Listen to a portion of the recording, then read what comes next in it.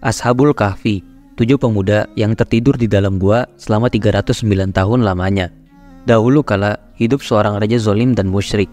Ia memaksa seluruh rakyatnya untuk menyembah berhala, dan orang-orang yang menolaknya akan disiksa dan dibunuh oleh raja tersebut. Di tengah-tengah kemusyrikan dan kezaliman tersebut, masih terdapat segelintir orang yang tetap beriman kepada Allah. Di antara mereka adalah Ashabul Kahfi, 7 pemuda yang tetap beriman dan senantiasa berbuat kebaikan. 7 pemuda ini merupakan petinggi di dalam kerajaan, tetapi mereka menyembunyikan keimanan mereka dan selalu menghindari ritual-ritual musyrik yang kerap diadakan ketika pertemuan kerajaan.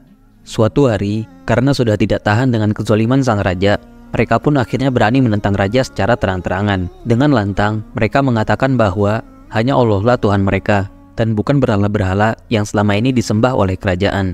Raja pun tentu marah dengan hal tersebut. Tetapi, karena mereka semua menduduki posisi yang penting di dalam kerajaan, raja tidak langsung menangkap mereka. Raja memberikan kesempatan selama 3 hari bagi mereka untuk berpikir ulang dan merubah keyakinannya. Dan jika setelahnya mereka tidak merubah keyakinan mereka, mereka pun akan disiksa dan dibunuh. 7 pemuda ini tetap teguh pada keimanan mereka, dan mereka memutuskan untuk kabur dan pergi jauh meninggalkan kota tersebut sebelum tenggat waktu yang diberikan oleh raja habis. Mereka pun pergi dari kota. Di tengah-tengah perjalanan, mereka bertemu seekor anjing yang terus mengikuti mereka kemanapun mereka pergi. Lalu, perjalanan terus berlanjut hingga mereka berhenti di sebuah gua. Mereka pun berniat untuk beristirahat sejenak di dalam gua tersebut, lalu melanjutkan perjalanan mereka. Akhirnya, pemuda-pemuda ini tidur di dalam gua tersebut. Anjing yang mengikuti mereka pun juga tidur di mulut gua dengan posisi membentangkan kedua kakinya seperti sedang berjaga, sehingga tidak ada orang ataupun hewan yang berani memasuki gua tersebut. Meski awalnya mereka berniat untuk tidur sebentar saja, tetapi atas izin Allah, mereka dijadikan tertidur selama 309 tahun dan tidak menua sedikit pun. Mereka semua tidak mengetahui bahwa zaman telah berganti beberapa generasi. Lalu, Allah pun membangunkan mereka dari tidurnya. Mereka semua merasa hanya seperti tidur sekitar sehari atau setengah hari saja. Setelah bangun dari tidurnya, mereka semua merasa lapar, sedangkan perbekalan mereka telah habis. Sehingga diputuskanlah untuk mengirim salah satu dari mereka untuk kembali sementara dan membeli perbekalan di pasar. Sesampainya di pasar, pemuda ini terkejut dengan keadaan pasar tersebut. Seluruh bangunan telah berubah, dan orang-orang pun memakai pakaian yang berbeda dari saat terakhir kali ia pergi meninggalkan kota. Ia pun kemudian membeli perbekalan dan membayarnya dengan uang perak yang ia miliki.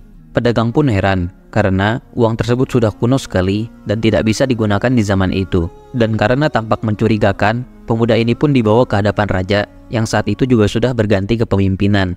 Raja yang memimpin saat ini telah beriman kepada Allah dan berlaku adil. Lalu, sang raja pun mendengarkan kesaksian pemuda ini, dan ia pun benar-benar terkejut dan bahagia. Karena apa yang disampaikan pemuda ini sesuai dengan apa yang pernah disampaikan oleh Nabi Isa, di mana terdapat 7 pemuda beriman yang kabur dari pemimpin zalim. Kemudian mereka ditidurkan dan disembunyikan dalam waktu yang sangat lama, dan suatu hari mereka akan dibangkitkan kembali. Raja juga menjelaskan bahwa mereka telah tertidur selama 309 tahun dan seluruh penduduk kota telah beriman kepada Allah. Lalu raja meminta kepada pemuda ini untuk menunjukkan di mana kawan-kawannya berada. Akhirnya, pemuda ini membawa raja dan pasukannya ke gua tempat ia tidur. Tetapi, pemuda ini meminta mereka untuk berada agak jauh dari gua, karena ia khawatir kawan-kawannya akan mengira bahwa ia sedang ditangkap oleh raja zalim yang dulu. Ia pun masuk ke dalam gua dan segera memberitahukan kawan-kawannya tentang kondisi yang sebenarnya terjadi. Mereka semua pun takjub dengan kebesaran Allah yang terjadi. Mereka juga bahagia mendengar bahwa semua penduduk telah beriman dan dipimpin oleh raja yang adil. Tetapi, akhirnya mereka semua bersepakat untuk berdoa agar nyawa mereka dicabut dan jasad mereka disembunyikan oleh Allah. Mereka khawatir sosok dan jasad mereka akan diagungkan karena keajaiban yang terjadi, sehingga bisa memicu kemusyrikan yang baru. Dan Allah pun mengabulkan doa mereka. Mereka semua pun syahid di dalam gua, dan seketika, secara ajaib, pintu gua perlahan-lahan menghilang dengan sendirinya.